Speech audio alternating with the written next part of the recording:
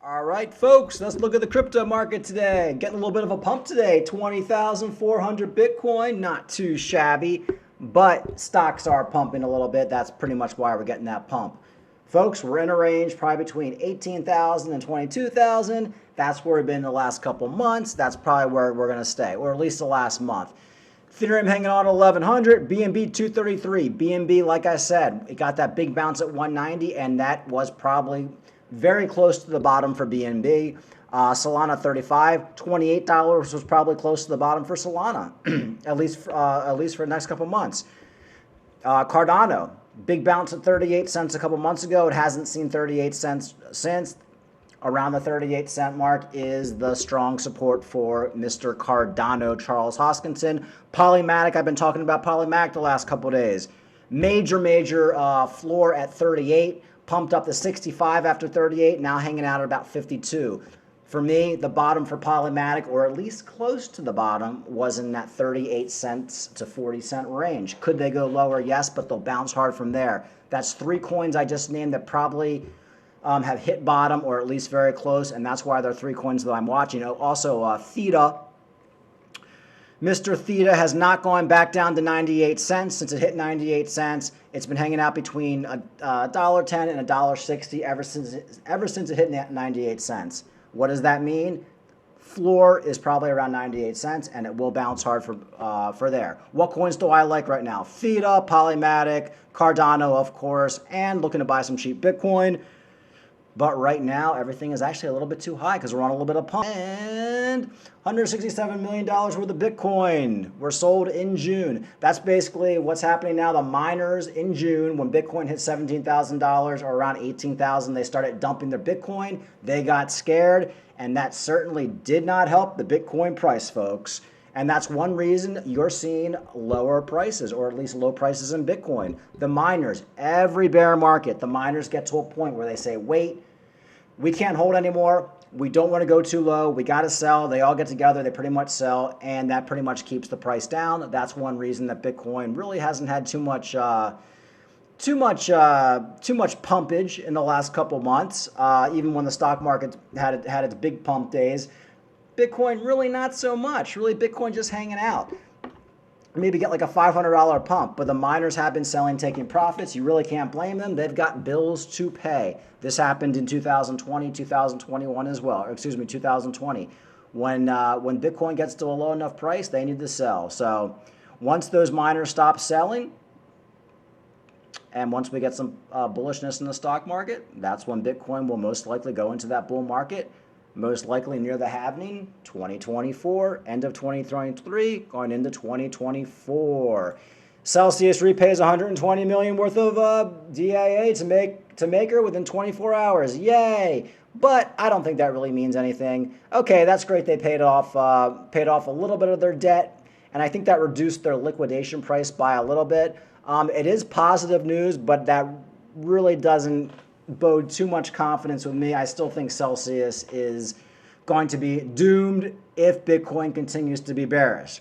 Hey, Bitcoin goes up to $45,000, $50,000 tomorrow. I do see people getting their money back with Celsius. But if Bitcoin gets a drop down to 15,000, I don't think it's happening. I think people might actually get some money back. I think you might get like between 20 and 50% back, but it really just depends on Bitcoin's price. So yes, this is good news, but a lot of people are like really bullish about this, and I'm just like, okay, who cares? I mean, you're still not getting your money back anytime soon. And Alex Mosensky, or whatever his name is, has been in hiding for the last couple months, so clearly he doesn't feel too good about it. All right, what else we got? Cardano Vasco hard fork finally launched on testnet. Now, folks, as we all know, Cardano delayed its testnet, the Vasco hard fork. It was supposed to be 2 weeks ago, end of June. They delayed it. One of the reasons that Charles Hoskinson did delay it, he basically said, hey, look, UST crashed, Luna crashed. All these protocols are going to zero. I'm not taking any chances. I want to put something out that's really good quality. I don't want it to have bugs. I want it to be right. And I agree with Charles Hoskinson on that. Don't put out crap. Put it out when it's ready to go. And right now, it's in testnet, and everything is looking good for Cardano. So we'll probably get that launch end of July. Hopefully that pumps the price a little bit. I don't know if it will or not, to be honest with you. If Bitcoin's bullish, it will. So we'll just have to see where Bitcoin is in 2 weeks. I mean, 2 weeks is a lifetime in crypto, so Bitcoin could pretty much be anywhere at this point. And stocks started off very weak today, and they ended in the green, and that's one reason you see Bitcoin pumping a little bit today. And Bitboy is back from his hiatus. Exchanges, and we shouldn't have, but it's hypocritical of us to say, like, we're in this trustless system, right? And yet we're extending the trust that doesn't need to be extended to companies like Coinbase. I know several people that have been hurt tremendously. They will not come back to crypto over this. And this is going to have reverberating effects. But This is BitBoy talking about Celsius. I know a lot of people who were hurt just basically buying scam projects that BitBoy promoted. In fact, one of my friends bought $5,000 worth of Bideo. That was a coin that Mr. BitBoy was promoting, and I think that basically went to zero at this point. I tried to tell him not to. He didn't listen. But yeah, far more people have been hurt by BitBoy, I think, than Celsius. Let's see what else BitBoy has to say today. at the same time, that doesn't mean we don't still, lead the charge and try to fight against these people. Just an update on the Celsius stuff for me personally. I can't talk. I can't give you the details of the legal action that we're pursuing with them, but we are in the midst of legal action against Celsius. Whenever somebody tells you they can't give you the details, he talked to his attorney. His attorney said it's not worth it. It is not a class action lawsuit. Once I get this buttoned up, which should be in the next 2 weeks, then I've been in touch with a lot of different people and a lot of different attorneys that are trying to do class action for smaller accounts. FYI, if anybody's ever been involved in a class action, you get like no money back. It's not even worth it. I mean, I'm talking if you lost $10,000 in Celsius, you might get like $10 back.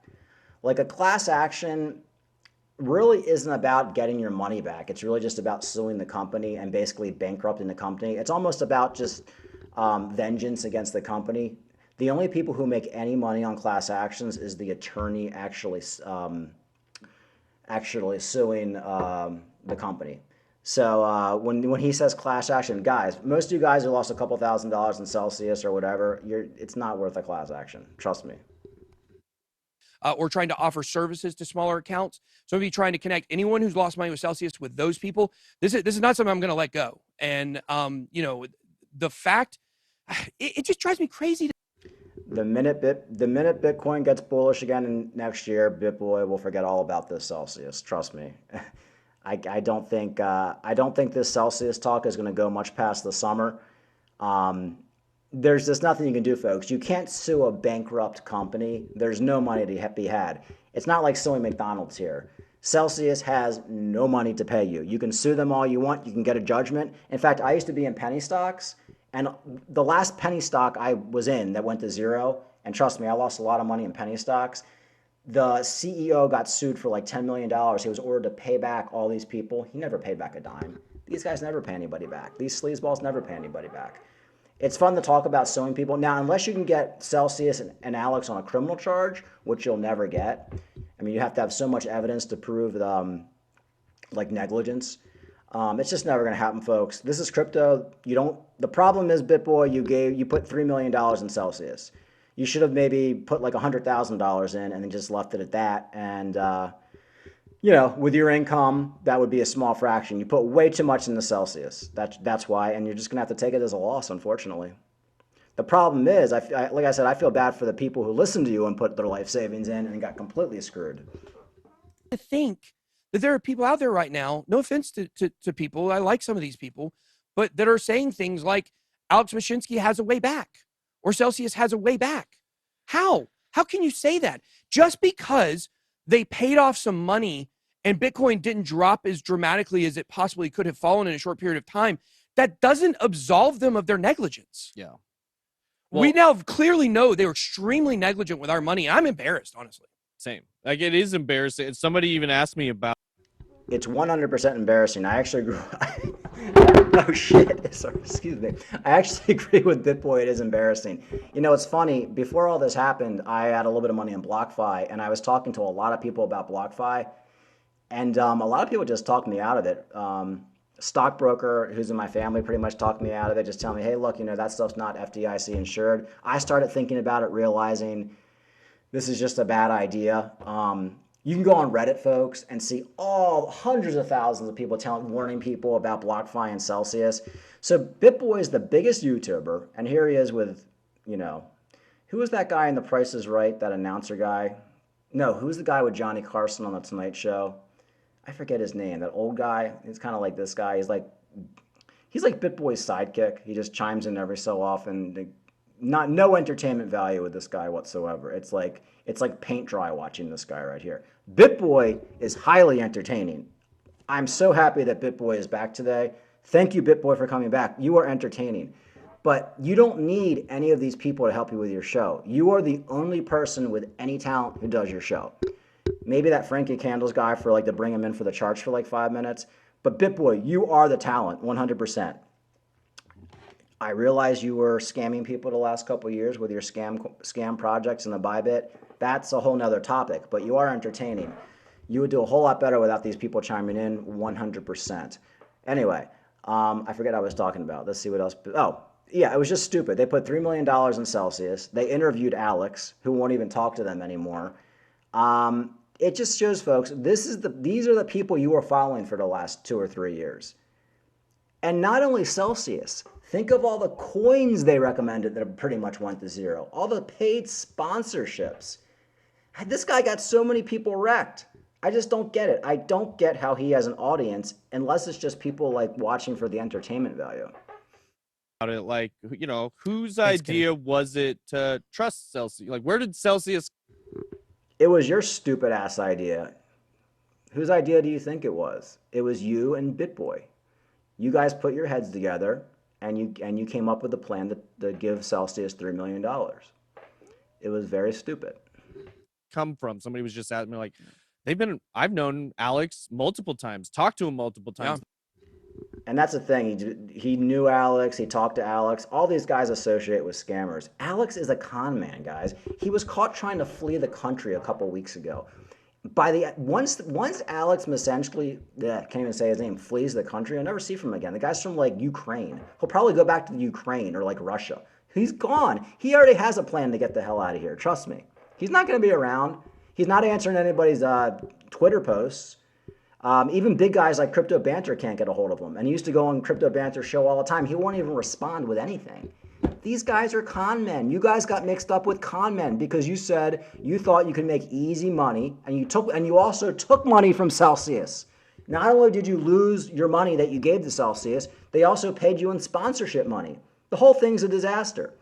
Hopefully a lesson learned. We all make mistakes, but when you have a few million subscribers on YouTube, you have to you have to be careful a little bit. You have a huge responsibility.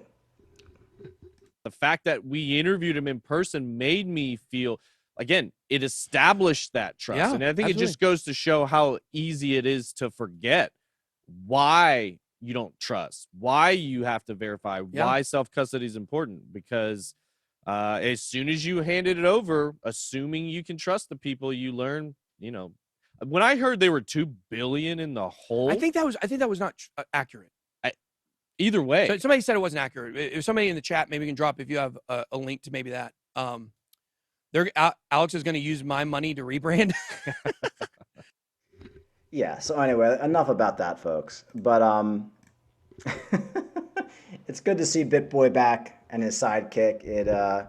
Look, he does do an entertaining show. I hope he doesn't go anywhere. Just be careful watching these guys on YouTube who take the sponsorship money, promote it to Bybit.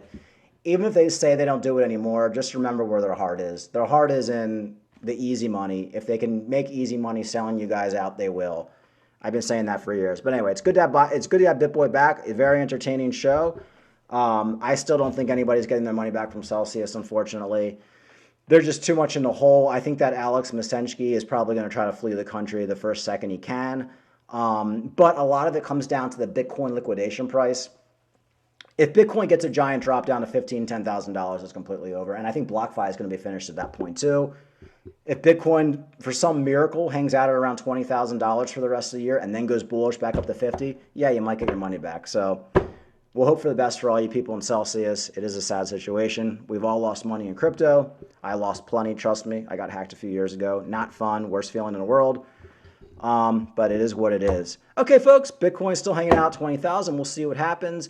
Stock futures were a little bit in the green last time I checked, so that's positive. Folks, it's boring. Bitcoin's boring right now. Let's be honest. I've been saying this for a while. I don't even I have to make myself look at crypto every day now because I'm just busy with other stuff. This is how it goes, but I don't want to miss any major news item, because I have money in KuCoin, so I want to make sure they're not going under. I don't want to miss any flash crash where I can get some cheap crypto. But the fact is, it's going to be like this for the rest of the year. I am hoping we see giant swings.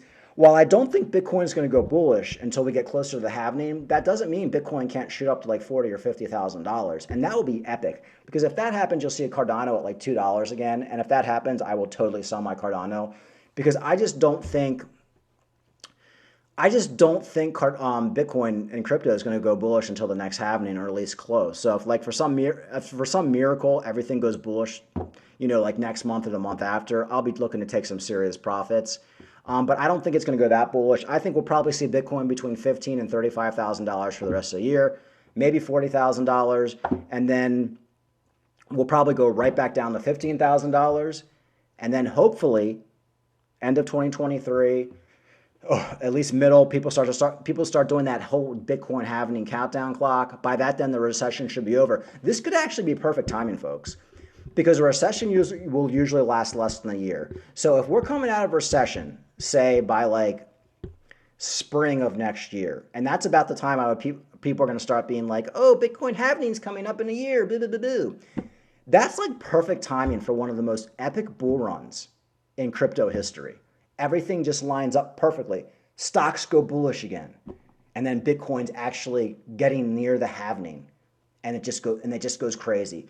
So that's kind of what I'm hoping for. I think that's best case scenario, and I think the next crypto bull run may be one of the best bull runs just because of the way the markets have already crashed so much. It may be one of the most epic bull runs we've ever seen, and that's when I'm looking to get out of crypto forever. Like I said, I have my price targets: $20, $30 Theta, $10 to $20 Cardano, $100,000 Bitcoin, and I'm just looking to get out at that point. I'm not one of these people who's like, oh, I'm going to be in Bitcoin for the next 10, 20 years. I'm going to buy Bitcoin and pass it down to my kids like Michael Saylor. I don't think Bitcoin is going to be around in 10, 20 years. Eventually, the blockchain is going to get hacked. Eventually, your phone will be able to hack Bitcoin. Once these quantum computers come out, which Google probably already has, and what you're probably going to see happen is some jackass from Google in 5 years is going to be hacking the blockchain with his freaking phone, or at least at Google, and completely destroy the Bitcoin blockchain. I'm just not a big believer, folks. I'm a believer in real estate, having something tangible, having something that people can't steal. I love the idea of crypto, you go on vacation, you can keep $1,000 on your phone and pay in crypto, but it can get stolen so easy. You just have to realize that. I just see the way I would only hold crypto as if it's disposable money, on vacation, or I put $500 on my wallet and I can go out and just bring my phone with me and it's secure. But if it gets hacked, I lose it and that's it. I'm not one of these people who's I'm going to put everything I own in crypto. I mean, that's so stupid. I mean, think about it. Would you rather have a $200,000 property that's getting you rent and income every month and going up in value, or just your phone holds $200,000? You could get hacked, you can get stolen. The crypto can go to zero. I don't know. I like crypto. I see it as a way to make money. I think we're all going to do well in a couple of years. People in crypto right now are going to do well, but I think the next crypto bull run is going to be my last bull run where I'm really into it. I'll probably keep some Theta. I'll probably keep a few thousand Theta, maybe 1,000 Cardano just in a hardware wallet. Look back in 10 years and see where it is. It'll probably be at zero, to be honest with you. But I'm just not one of these people who are overly bullish in crypto. I think it's going to get really regulated, and I think it's going to get hacked. And I think a lot of the cryptos you see right now in the top 10 won't be here in the next bull run. It'll be some other crap, some other coins.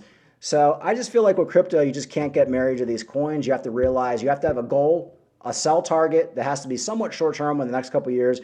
When you get to that sell target, get out. If you don't get to that sell target and you feel we're coming to the end of the bull run, still get out. If you're up 10x and your goal was to make 20x, and we're coming to the end of the bull run and you see Bitcoin's already gone up 10x, just get the hell out. You just got to get out, and you just have to know when to get out, and you have to use some common sense, and you can't get married to these coins. because that's how everybody gets wrecked. So many people make so much money in crypto, then they lose it all going right back into the bear market. And I was smart enough to take some profits last bull run to pay off a house and all that stuff. But in retrospect, I wish I could just go back and I could have taken it all out. I'd have so much more money and I could put it all right back in now. But you just never know when the tops are going to, bottom's going to be. You'll never call the exact bottom. You'll never call the exact top. You just want to get out in the middle somewhere. All right, folks. Have a good night.